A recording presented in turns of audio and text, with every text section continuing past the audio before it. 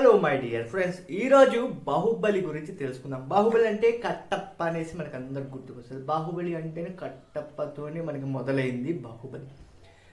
ఎందుకు ఈ కట్టప్ప అంటున్నానంటే, మనకి బాహుబలి 2 కట్టప్ప బాహుబలిని ఎందుకు చంపారు అని ఒక రూమర్ మనకి ప్రతి ఒక్కరికి కూడా మైండ్లో మళ్ళీంది. మన దగ్గరే కాదు, బయట ప్రోగ్రామ్స్లో కానీ ఇంటర్వ్యూస్లో కానీ ప్రతి ఒక్క దగ్గర కూడా ఇదే హాట్ టాపిక్ అప్పట్లో మారింది.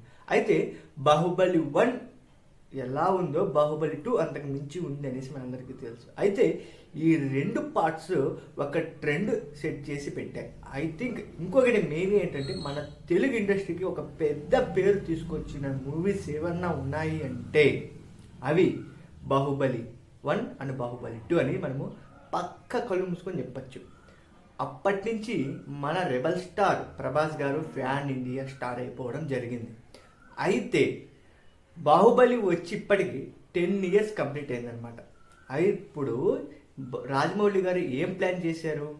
అతను మూవీస్లోనే అంత కాన్సెప్ట్ ఉంది, మరి ఇంకా బాహుబలి రిలీజ్ పడినప్పుడు ఇంకెలా ఉంటుంది?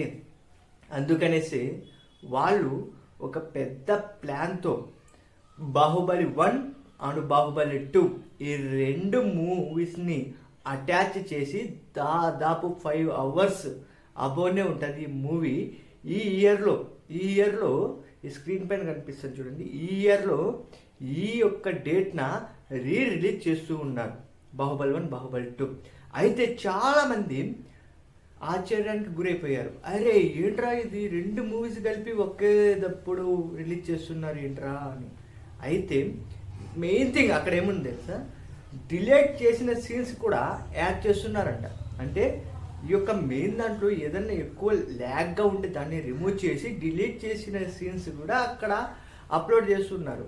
అండ్ మెయిన్ ఏంటంటే, చాలామంది 5 అవర్స్ అంటే చూడలేం కదా మనం, 3 అవర్సే చాలా ఎక్కువ అంటూ ఉన్నాం.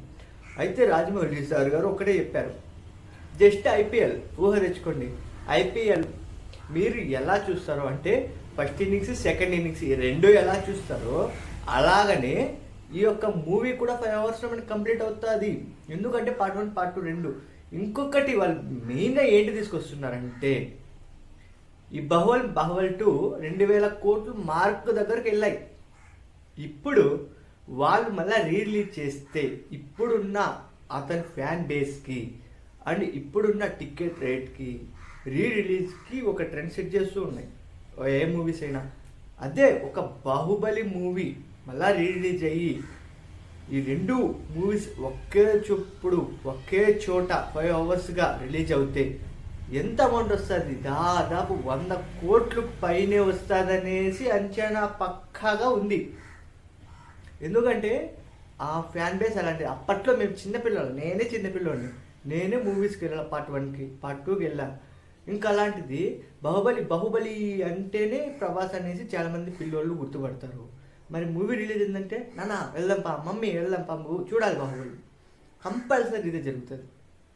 పగడ్బందీగా వాళ్ళు ప్లాన్ చేశారు.